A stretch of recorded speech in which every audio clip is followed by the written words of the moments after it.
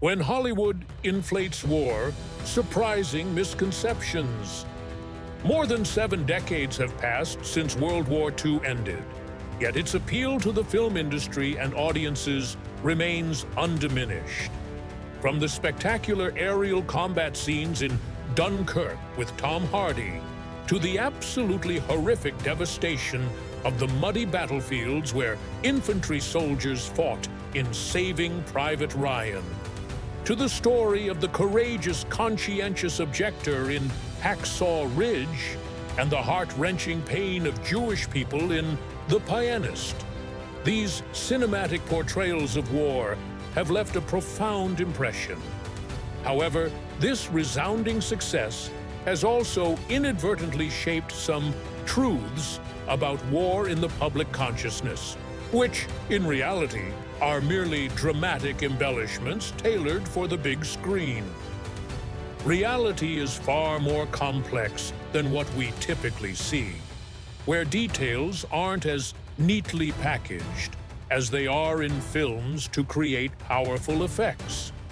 One of the most iconic and haunting sequences in the war film genre, without a doubt, is the historic D-Day landing at the beginning of Saving Private Ryan. It's a storm of chaotic sounds and rapid-fire images, coupled with tragic moments as young soldiers collapse and die on the beaches of Normandy. Although lauded as one of the most epic and realistic battle scenes ever recreated, this film segment still contains elements that don't entirely align with historical accuracy. Notably, even the brilliant director Steven Spielberg, despite meticulously interviewing numerous veterans who were actually there on D-Day, has admitted that he deliberately altered one detail to enhance the dramatic effect. I'm referring to the image of bullets singing through the water, striking and killing soldiers before they even set foot on the sand.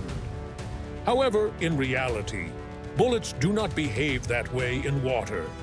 This inaccuracy was convincingly clarified in a popular episode of the show Mythbusters, where they thoroughly debunked this possibility after testing various firearms.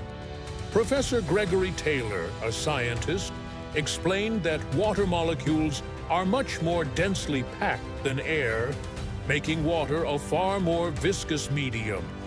While a bullet might initially behave similarly to how it does on dry land, the constant collisions with water molecules cause it to lose kinetic energy and stop extremely quickly, long before it could reach a distant target as depicted in the film. So, while it's an impactful and unforgettable sequence, historically speaking, it's not accurate. War films often zero in on intense combat, which is understandable given that's where all the drama and action explode. Furthermore, it's admittedly far more engaging to watch thrilling confrontations than to witness innocent people helplessly shot down in the streets or dying of starvation. This unwittingly leads to a common misconception that you're somehow much safer back home than on the front lines, surrounded by falling soldiers. When loved ones at home are anxiously awaiting your return, it's easy to forget that life on the home front was often just as tragic. Depending on the historical sources you consult, you're likely to find varying casualty statistics, as determining an exact figure is almost impossible due to inconsistent counting methods and differing categorizations of civilian deaths. However, historian Richard Bessel estimates that at least 60 million people perished during World War II. One point that all researchers agree on is that the number of civilian deaths far exceeded that of military casualties on the battlefield. Of course, a large portion of these were victims of the Holocaust atrocity, but they weren't the only ones to suffer or be killed during the war. Widespread famine, Rampant disease outbreaks and devastating bombing campaigns also contributed significantly to the number of civilian fatalities, pushing these figures to unprecedented levels as the war escalated. Bessel suggests that ethical restraints on attacking civilian targets gradually crumbled as the intensity of bombing raids on towns and cities increased.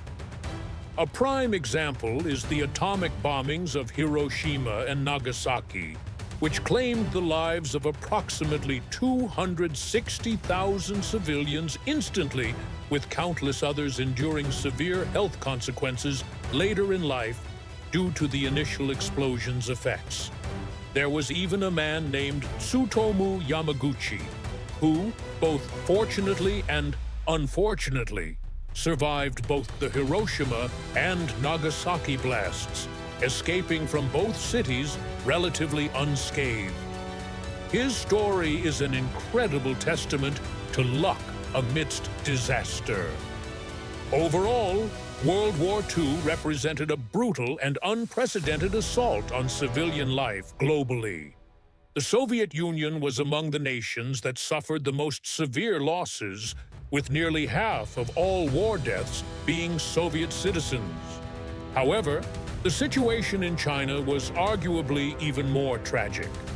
The Sino-Japanese War, which began in 1937 and lasted until the end of World War II, was also a focal point of horrific civilian deaths. According to Bessel, the death toll in China alone ranged from 10 to 20 million people. Regardless of how you slice it, the number of Chinese civilians killed far outweighed military casualties and even surpassed the combined total war dead for Germany and Japan. Disease outbreaks were partly to blame, but the Chinese also endured continuous and intense bombing raids from Japan. Chongqing City alone was subjected to 268 attacks between 1939 and 1941. Furthermore, the Japanese military committed horrific atrocities against the Chinese during World War II, including the use of biological and chemical warfare. Life in Europe was no simpler. For instance, the German military had no qualms about using biological warfare, attempting to engineer a malaria outbreak in Italy. Finally, a significant number of soldiers didn't die in combat, but perished as prisoners of war. Bessel estimates that approximately 5 million military deaths occurred in captivity, a result of neglect, murder, and ill treatment of POWs. So, while war films often paint a heroic picture of the battlefield, what's usually omitted is the immense death and devastation that occurred on the home front. The figure of 6 million Jewish people killed in the Holocaust has been seared into the minds of many, and across Europe, concentration camps still stand as poignant memorials to those who endured horrific atrocities at the hands of the Nazi regime. But what's often overlooked are the individuals who weren't Jewish, but were also condemned by this brutal regime. This is evident in cinematic portrayals of the Holocaust, which rarely or never mention other minority groups targeted for extermination. For example, in The Pianist, there's no focus on homosexuals, Sinti, and Roma citizens, then commonly referred to as gypsies, the physically and mentally disabled Black Germans or enslaved people, among countless other victims of Nazi persecution. While, as historian Ian Kershaw argues, these populations may not have been attacked or persecuted in as systematic a fashion, nor did they suffer losses on a scale comparable to Jewish people. Nevertheless, by completely excluding them, war films do a disservice to history and to these individuals in their retelling of the Holocaust. For instance, František Duda, a Czech citizen, was arrested for aiding Jewish people in the winter of 1941 and subsequently sent to a labor camp, then to Mauthausen concentration camp. Classified as an enemy of the Führer, along the way, he witnessed other Czech prisoners gunned down, randomly chosen for extermination. Or there was Alex Soczewski, a Polish citizen who fled to Warsaw and joined the Polish resistance. After being sent to Auschwitz in 1943, he later witnessed many Roma and Sinti being rounded up and gassed.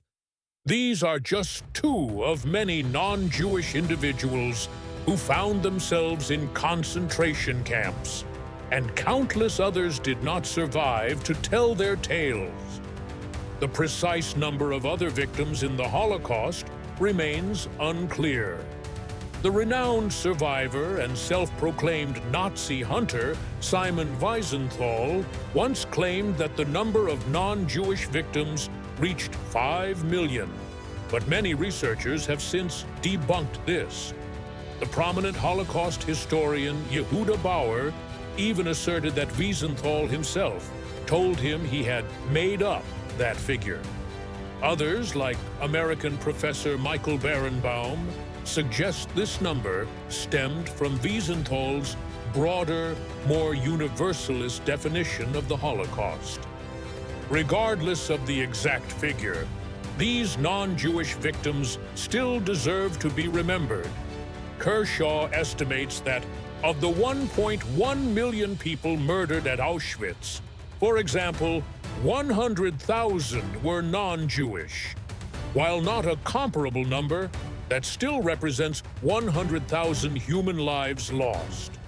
According to Eugene Kogon, they belonged to various groups and were categorized by the Nazis into 4 main types: criminals, inferior races, political opponents, and asocials, which could include vagrants, pickpockets, gamblers, wife-beaters, and similar characters. Among those who died at Auschwitz, according to Kershaw, 70,000 were Polish political prisoners. Over 20,000 were Sinti and Roma, then called Gypsies. 10,000 were Soviet prisoners of war, and hundreds were homosexuals and Jehovah's Witnesses. Just like Jewish prisoners wore the Star of David, each of these groups had their own designation. Political prisoners wore red, criminals green with an S, Jehovah's Witnesses purple, asocials black, and homosexuals pink. Occasionally, the Roma and Sinti, and those classified as asocials, wore brown instead.